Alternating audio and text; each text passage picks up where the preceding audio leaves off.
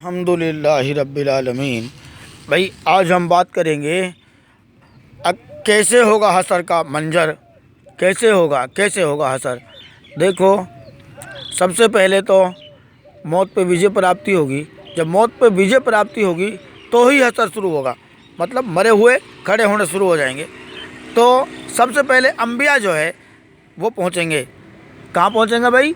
जहाँ मसीह इब्ने मरियम होगा, जहाँ ताबूत सकीना होगी, वहाँ पे सारे लोग आएंगे। अब अंबियाओं के पीछे जो है लाइन लगेंगी भाई, अंबियाओं के पीछे। जैसे मूसा नबी अलैहिस्सलाम एक लाइन में खड़े हो गए, ईसा नबी अलैहिस्सलाम एक लाइन में खड़े हो गए। एक लाइन में जो है आपके जनाब मोहम्मद रसूलुल्लाह सल्लल्लाहु अलैहि वसल्लम खड़े हो गए। एक लाइन में दाऊद नबी अलैहिस्सलाम खड़े हो गए।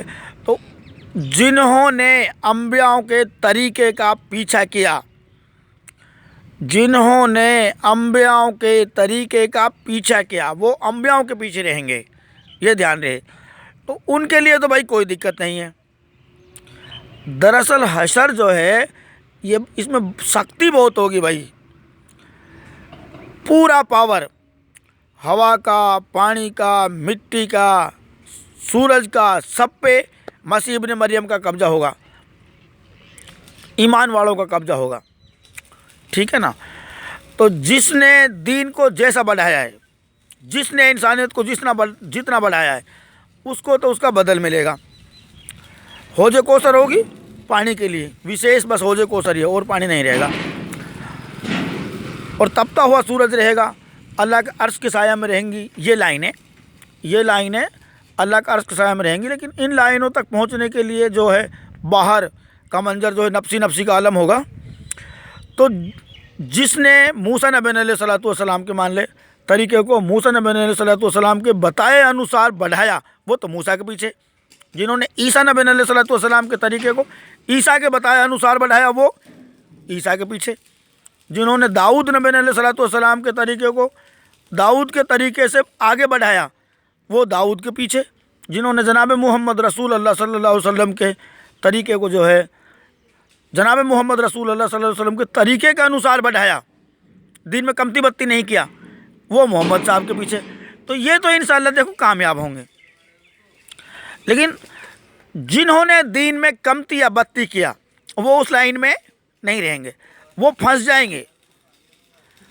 जाएंगे भाई। तो ये चारों मेर से जो है, जैसे खाना काबा भाई ताबूत सकीना जहाँ रखी रहेगी, वहाँ से खाना काबा वो अक्सर लजी है। और अल्लाह यहाँ नहीं आएंगे, ये मैं बता देता हूँ। अल्लाह यहाँ नहीं आएंगे, अल्लाह अपने अर्श पे ही बैठे रहेंगे भाई। अल्लाह का अर्श, आसमानों के दरवाजे खोल दिए जाएंगे, आसमान ऊंचा करके दिखाया जाएगा। अल्लाह वहीं से, अल्लाह को तो सब कुछ समझ में आती है, कोई दिक्कत नहीं है, ऐसी कोई बात नहीं है। अल्लाह के दीदार तो जन्नत में पहुँचने के बाद में होंगे भाई। हदीस में है ना, अगर जब जन्नती जन्नत में पहुँच जाएंगे तो अल्लाह ताला कहेंगे बताओ भाई तुमको क्या मिला? नुको भाई सब कुछ मिल गो। तो कोई एक पागल खड़ो और कहेगा नुको अल्लाह ताला एक चीज़ बाकी रहेगी, नुको वो क्या? अल्लाह ताला के दीदार। तो जब दीदार होंगे भाई, उससे पहले अल्लाह के दीदार नहीं होंगे। बल्कि यह है कि जो अंबियाओं ने जो तरीका बताया, उस तरीके पर जो चलेगा वो तो अंबियाओं के पीछे खड़ा होगा। और जिन्होंने कमती बत्ती कर दिया, मसलन अगर आज के युग की हम बात करें, तो ये फिरके वाले जो है ना, फिरके वाले और फितने वाले, ये फिरके और फितने वालों के पीछे ही खड़े होंगे। जैसे भाप इंजन का आविष्कार किया जेम्स वाट ने, तो ये जो मोटरबाजी में आए हुए ना, ये जेम्स वाट के पीछे खड़े होंगे भाई। जैसे जमात और तबलीग का काम किया शुरू मौलाना इलियास ने, तो ये मौलाना इलियास के पीछे खड़े होंगे। ये अंबियाओं का तरीका नहीं है, ये ध्यान रहे। और इनके लिए अजाब है, ये मैं तुझे बता देता हूँ। इनके लिए बड़ी दिक्कत है हशर में। दीन इब्राहिम तो ये लगभग सारा ही है। मूसा को मानने वाले भी दीन इब्राहिम को ही बढ़ाते हैं, ईसा को मानने वाले भी दीन इब्राहिम को ही बढ़ाते हैं, दाऊद नबी अलैहिस्सलाम भी दीन इब्राहिम को ही बढ़ाया, और जनाब मोहम्मद रसूलुल्लाह सल्लल्लाहु अलैहि वसल्लम ने भी जो है दीन इब्राहिम को ही बढ़ाया, चाहे कोई सही ख़ानदान में आया हो, इससे कोई फ़र्क नहीं पड़ता। तो मेरे भाइयों, हमको देखना है कि हम नबी ने जो कानून बताई उसका कितना पीछा कर रहे हैं। Very simple. अगर उसी तरीके पे हम हैं तो नबियों के पीछे हमारी लाइन लग जाएगी, तब तो कामयाब हो जाएंगे।